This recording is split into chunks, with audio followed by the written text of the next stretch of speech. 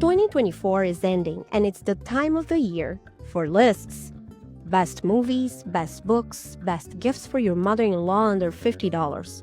If you're looking through any set of recommendations, chances are works from Latin America are present. The region continues to be a cultural juggernaut with movies, books, and especially music. You don't need to know all things Latin America to have music from the region in your life. Today, in most of the United States metro areas, Latin music has the highest share increase in on-demand audio streaming. Wrap that idea? Hi, this is Luisa Leme of COA Online. On every episode of Latin America in Focus, we feature musicians who performed at America Society. They are part of Music of the Americas, a concert series that brings to New York City artists from all over the hemisphere, from Chile to Canada, since the 1960s. Because of how people move around in the world, they get combined in different amounts at different times. Within each things that we're calling broadly European or indigenous or African, it's not, none of those entities is a monolithic entity. It's like spices, right, in a way. So all these things that make up the flavor of this music, which make up the flavor of that culture as well. And you can draw connections as deep as you want. That's my colleague Sebastián Zubieta, Director of Music at America Society. As we start celebrating 60 years of the organization next year, I spoke with our maestro about the soft power of Latin American music and how he finds the next Grammy winner and music virtuosos is spread around the region. As we close the year with music, stick around. Our team also has some holiday recommendations on what to read, watch, and listen to during the season and in 2025. Thank you for being with us. Don't forget to follow us so you don't miss an episode. Subscribe to Latin American Focus at Apple, Spotify, YouTube, or your platform of choice. We hope you enjoyed this episode. You're listening to Latin America in Focus. Latinoamérica en Foco. América Latina en Foco. A podcast by America Society, Council of the Americas on politics, economics, and culture in the region.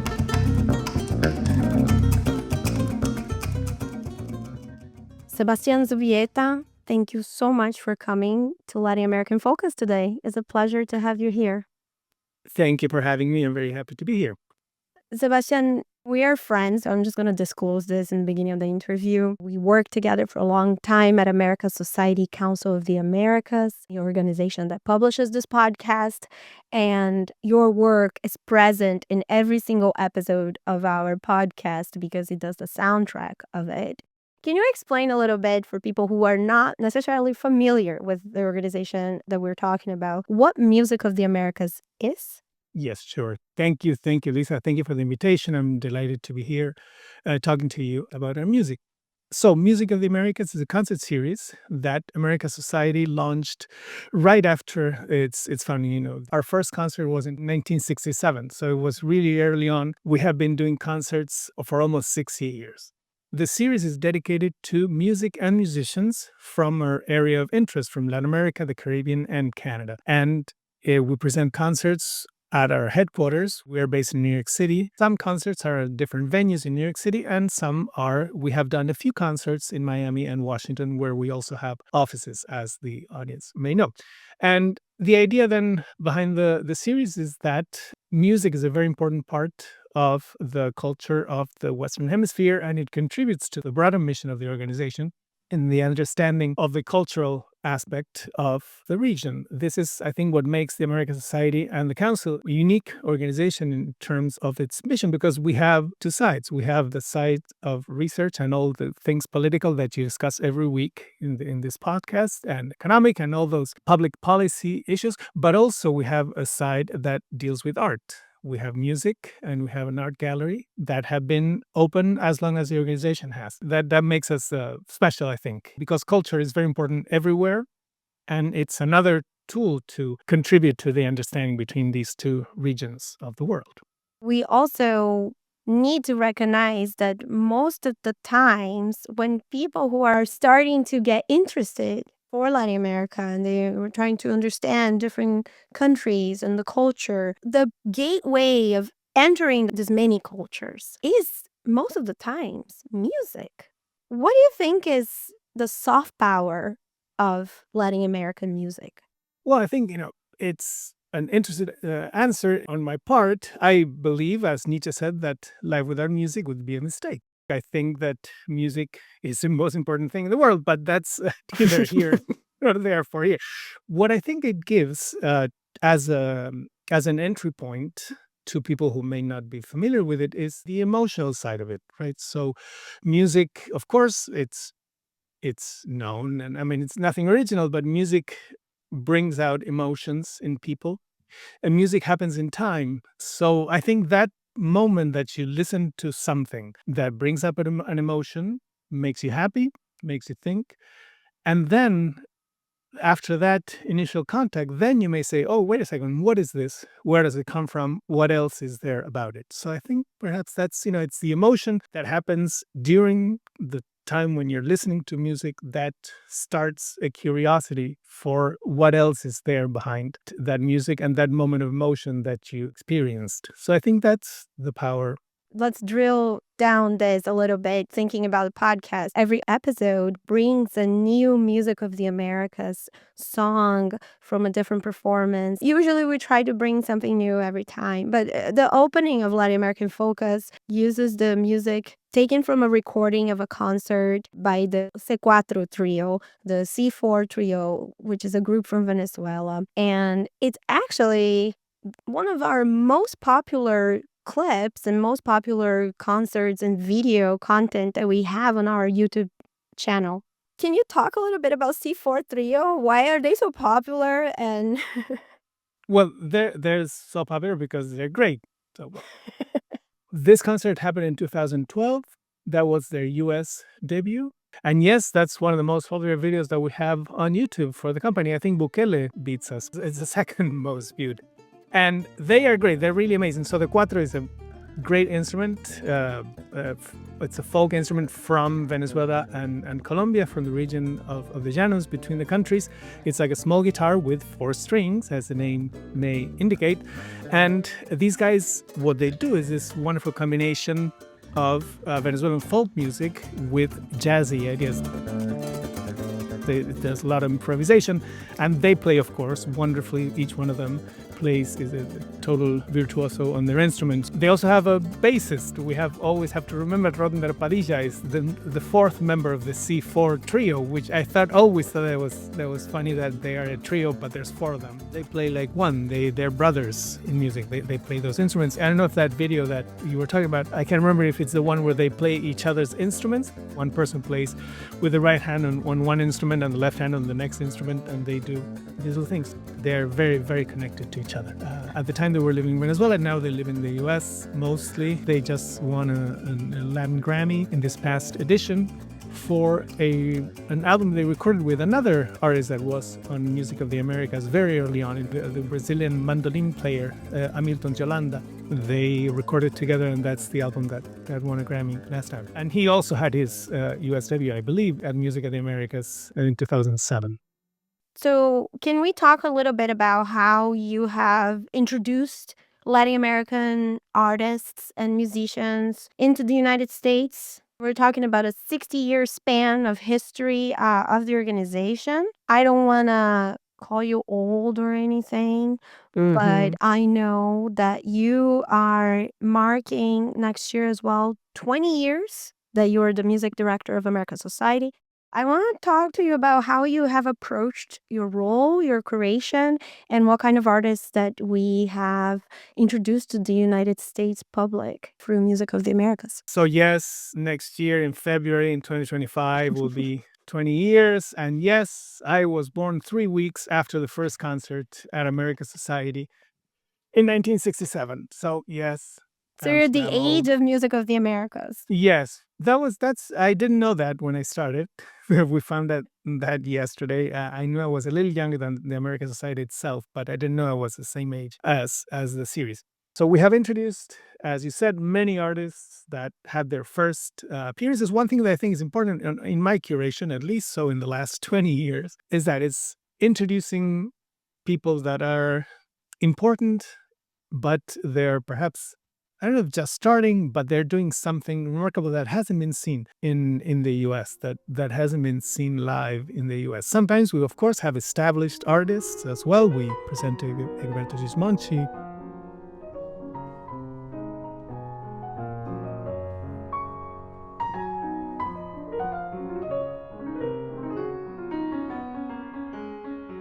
He's already a big name. That was about 10 years ago. Or Hermero Pascoal.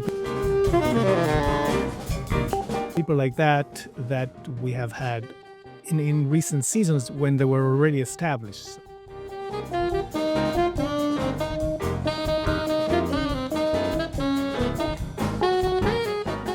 That's one thing. But the other thing that I think is important that we do is show the new talent that is coming up. For example, we had the New York recital debut of Nelson Freire. It was in our series. It was actually at Hunter College across the street, but it was part of our series in 1972 or 3. Wow. We're talking about the biggest pianist in Brazil. Yeah, one of the greatest pianists of the 20th century.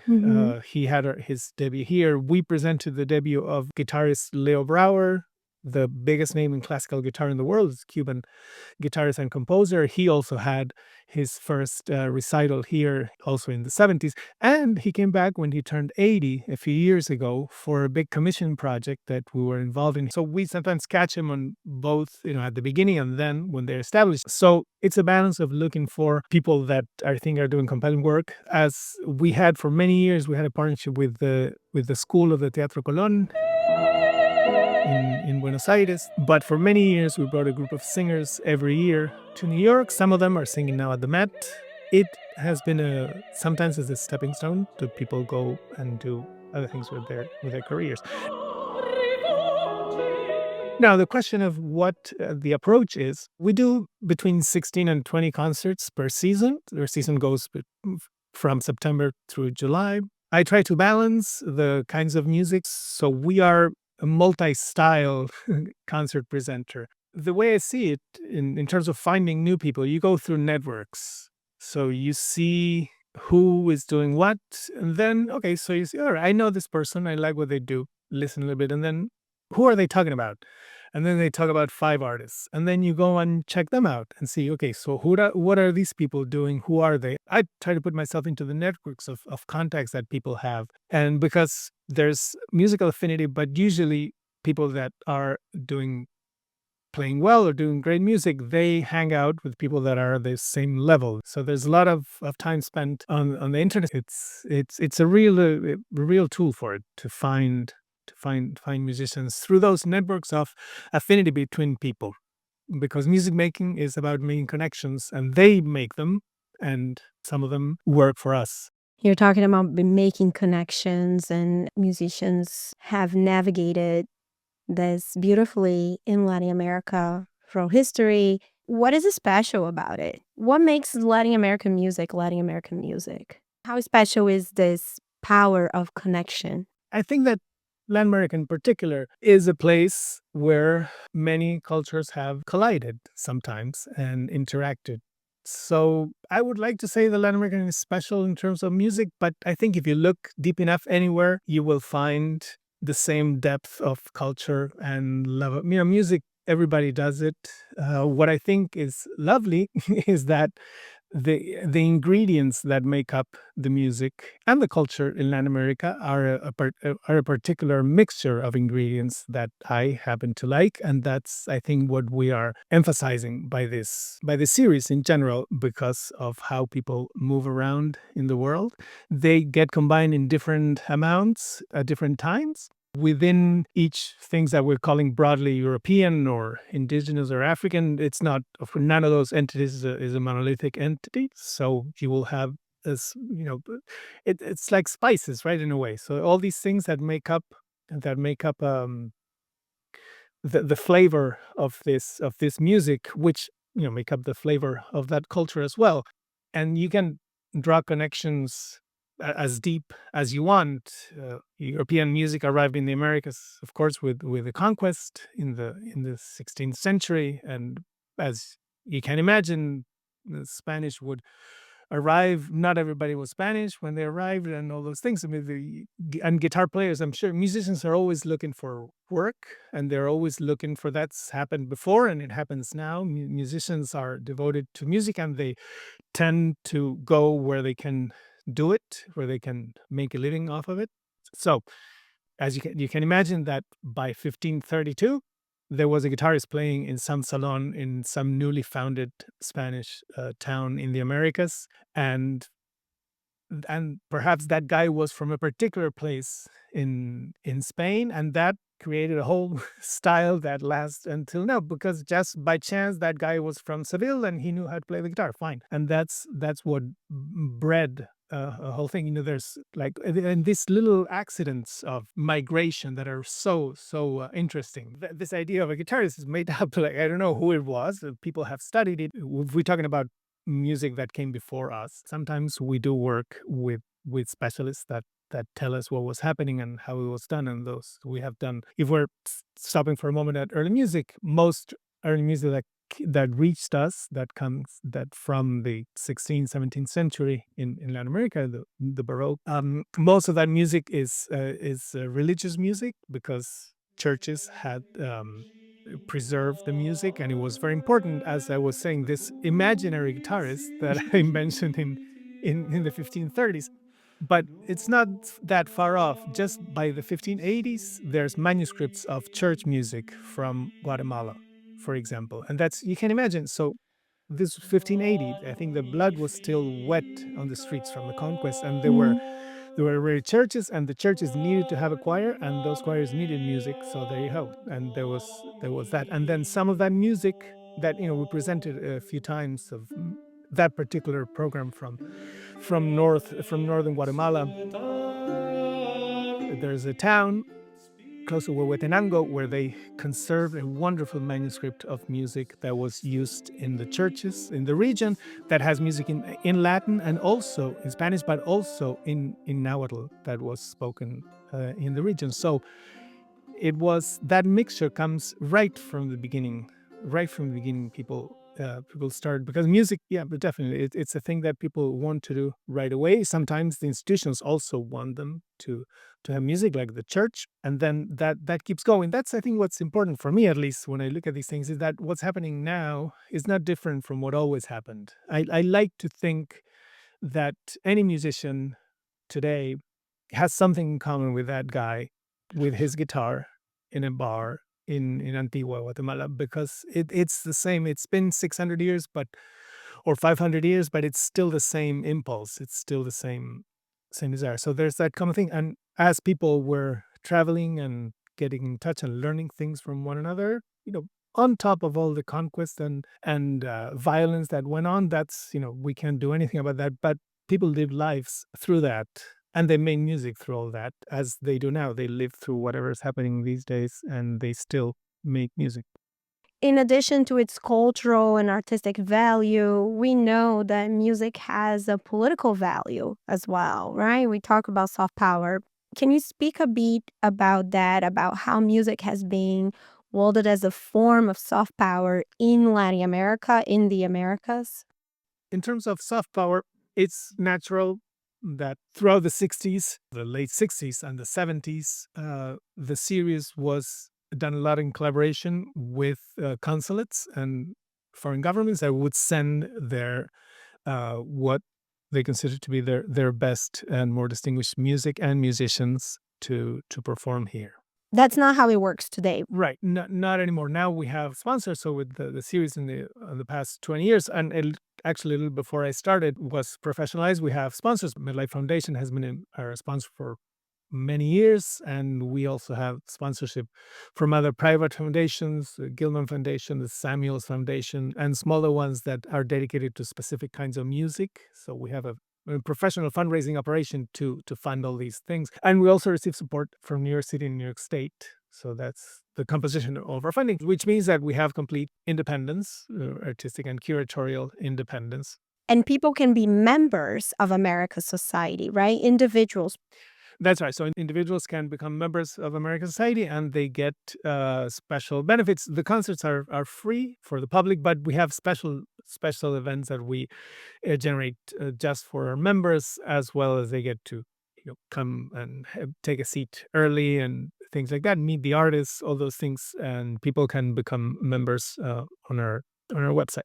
We are coming out of a recent period where nobody could have any concerts anywhere because of the pandemic. All right, I remember that. Yeah, you remember that. I would love to know from you how Music of the Americas continued during that period and how did you expand today people who are not in New York can still enjoy Music of the Americas. Yes. So what we did then, we turned into a TV studio. So we moved online 100%. Of course, as every presenter in the world, we went to look at video, what that could do for us. We had live webcasts, conversations, all sorts of different ideas that not only us, but everybody did. We would do concerts. There was one in particular that we did a new piece by a Peruvian composer named Pauchi Sasaki.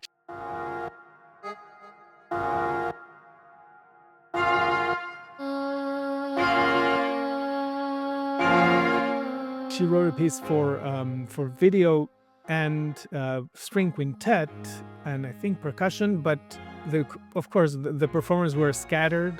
One of them was in Tokyo, some of them were somewhere in the forest in Michigan, whatever. So everybody recorded separately and then it was put together. We did several of those.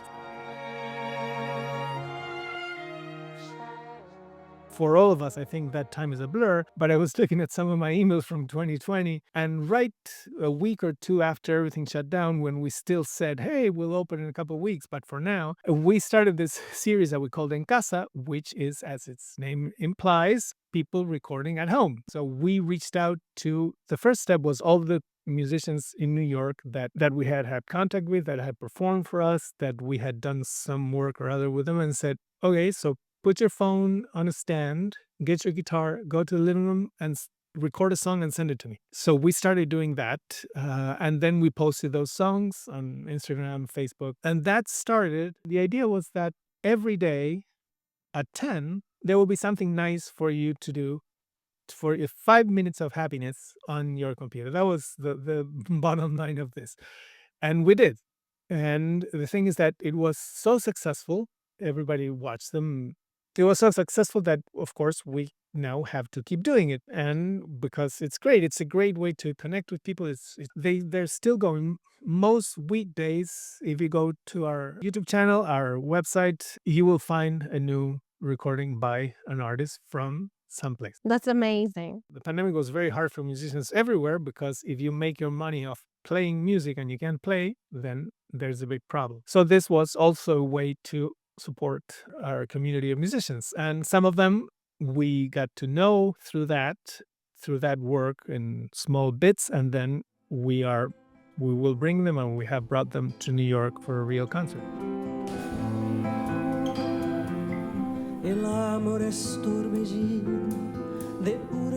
Same thing with Mónica Salmaso, wonderful Brazilian singer who was here this last March, or Las Añez, a Colombian duo that we approached them first for a small video, and then the plan is that they will be here in about a year, in the fall of 2025.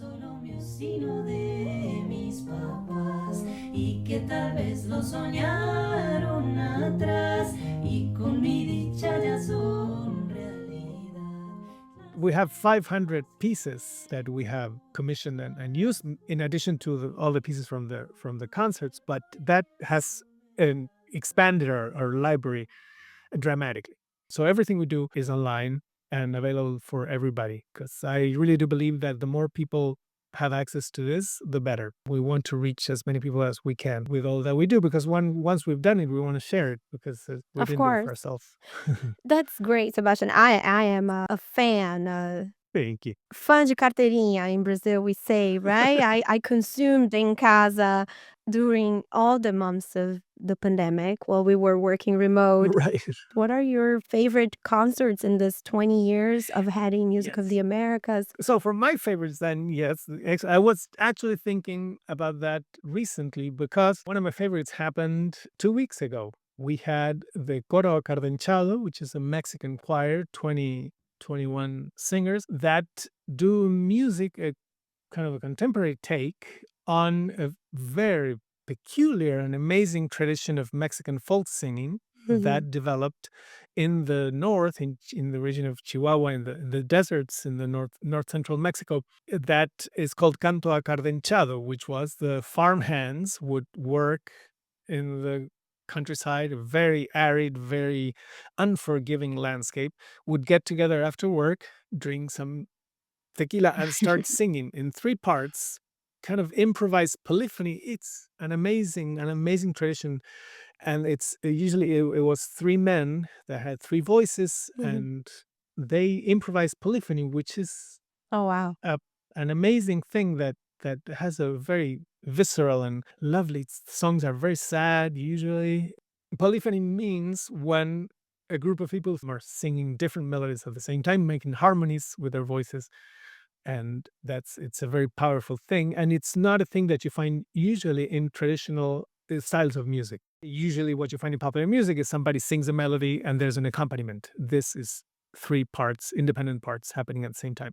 This group of young musicians or younger musicians from Mexico City, and directed by Juan Pablo Villa, Maria Emilia Martinez, and Leica Mochan, were the 3 conductors, and they did this impossibly amazing, beautiful, and very, very moving show at a venue called Chelsea Factory here in New York City, where they performed some of these traditional songs that they learned from the practitioners of Canto Cardenche, and they rearranged them for the choir. And there's movement and lights. The video will be up in January at some point on our website.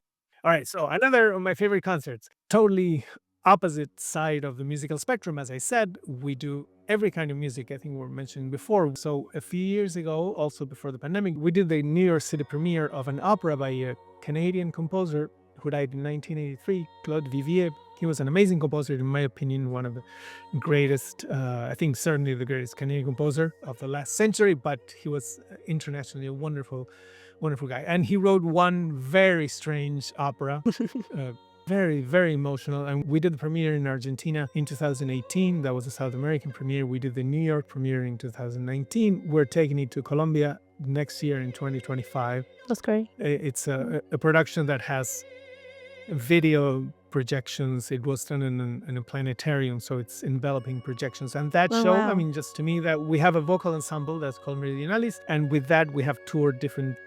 We have done different projects, and that was, I think, my favorite with that. Meridionalis, yes. Yes, from the south. That's our vocal ensemble. We have done several concerts. I conducted. And then the third favorite concert of all my years is by an amazing singer from Curaçao named Izaline Calister.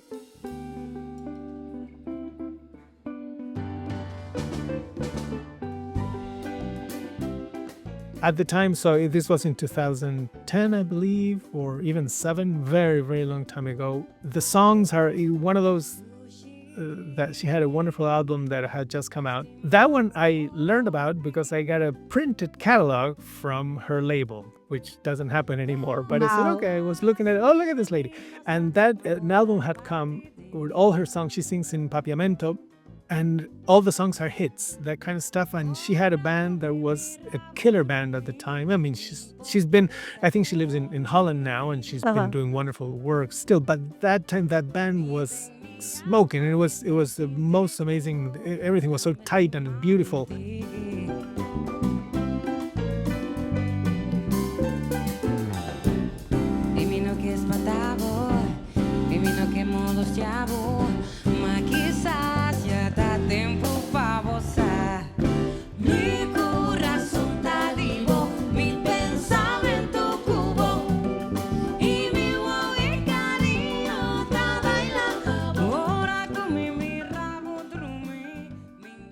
Oh, you're talking about bands, and I remember another favorite of mine, Bob Sanabria, big bands. Every time Right. you manage, Sebastian, to fit in, I don't know, 10, 15, sometimes like so many musicians on the Yep. same room, and makes it that room that it's a big dining room of Yes. a historical house, but it's not a concert hall. So the No. concerts have a feeling of really, you get really close to the artist, you really get Yes. close to that music. It's an intimate feeling that we have. But when you do this with a big jazz band playing cumbia, it was Right. it's electrifying in many ways.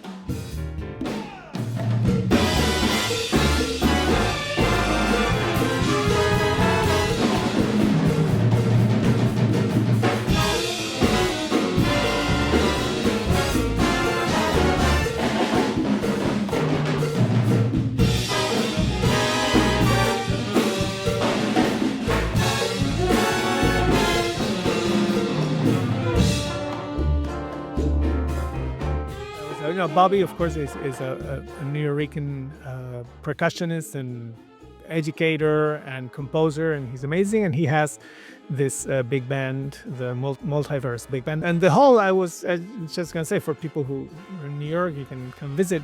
I think it was just pure luck, but the builders of when they built this house, they did the dining room. I don't imagine they imagined there would be concerts here, but it sounds really beautiful for different kinds of music. It's a very wonderfully sounding space for concerts, for small ones and for bigger ones. That's really true.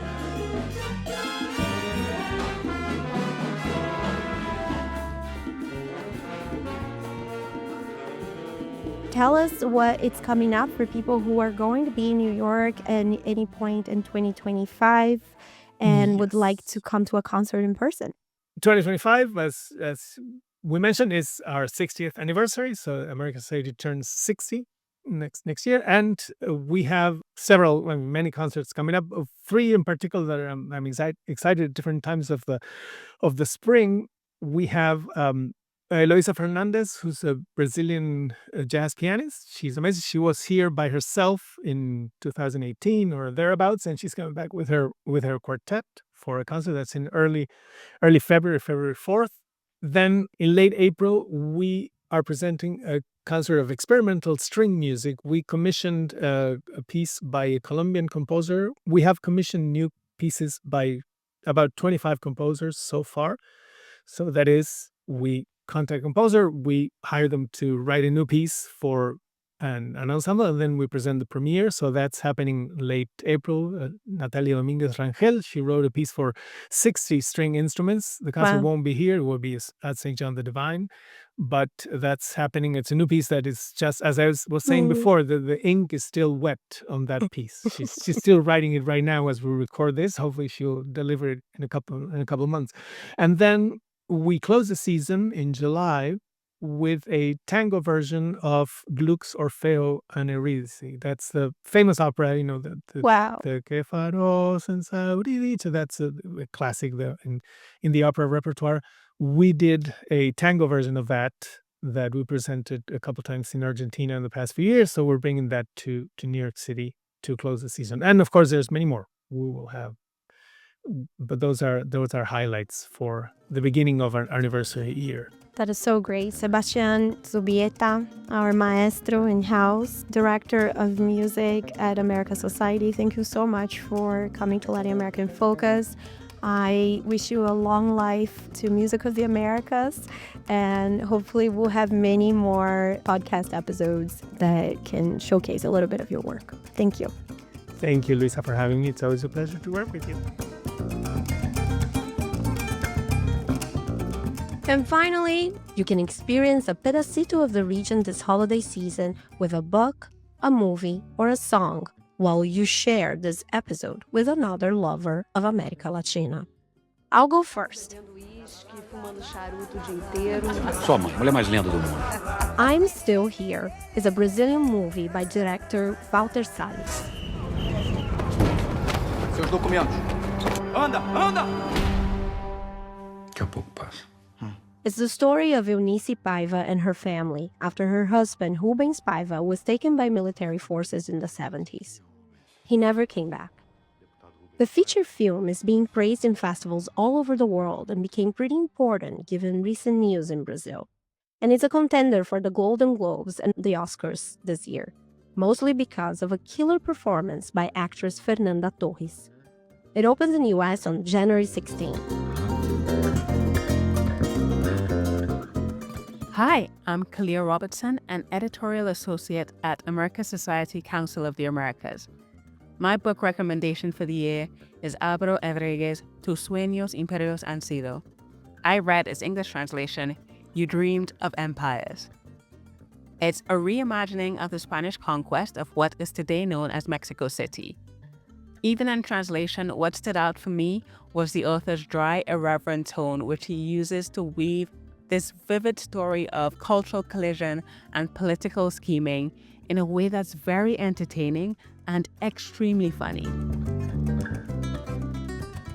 I'm Chase Harrison. I'm the editorial manager, and my nonfiction recommendation for the year is A Last Supper of Queer Apostles by Pedro Lemebel, the famed Chilean writer. Lemebel was cagey to have his work translated into English, so this group of crónicas, or columns and short essays, is among his first to be accessible in the Anglosphere. Lemebel writes through the dictatorship, AIDS crisis, and rebuilding of Chilean democracy with his signature zingy humor and outsider's insight into how seismic events touch each member of society. Hi, I'm Jocelyn Enriquez, and I'm a media relations associate. My documentary recommendation is Las Amazonas de Yaxuna, which follows a group of Mayan women from a small Yucatan village who defy traditional gender roles by forming their own softball team. The documentary is narrated by Yalitza Aparicio and celebrates the power of community, resilience, and women breaking barriers. Hi, I'm Gladys Gerbeau. I'm an editorial associate, and my book recommendation is The Great Divide by Cristina Enriquez. This novel follows different fictional characters and their storylines, but they're all set and intertwined by the construction of the Panama Canal. I'm Fabricio Recalde, a multimedia producer and associate producer for this podcast. My book recommendation for the year is Latino Land by Mari Arana. In her latest book, published this year, Mari's goal is to shine a light on the growing Latino community in the US, which is projected to make up to 30% of the population by 2050. It's a powerful portrait of what it means to be Latino in America today. Thank you for listening. I'm your host, Luisa Leme. This episode was produced by our associate producers, Kalia Robertson and Fabricio Ricalde. I'm executive producer of the show. And yes, all the music in this podcast was performed for America Society. You are listening to Me Gusta Soñar by the C4 Trio. And I invite you to watch them and all the other artists on our YouTube channel. Check the links on this episode notes. And find out about upcoming concerts happening here in New York City at musicoftheamericas.org. If you want to see Music of the Americas shows live and also enjoy Latin American art exhibitions, book discussions, and more here at America Society, share your love for Latin America and become a member. Go to as-coa.org/membership. Once you sign up, you will also get a 1-year free subscription to our magazine, America's Quarterly, and other perks. Latin American Focus will be on break until January, with a few reruns until we meet again. We wish our listeners all over the world happy holidays and a great new year. We hope you get to enjoy some of our recommendations and continue discovering this region more and more in 2025.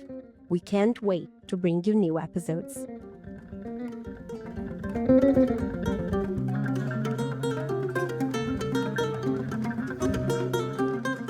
You can access other episodes of Latin American Focus at www.as-coa.org/podcast.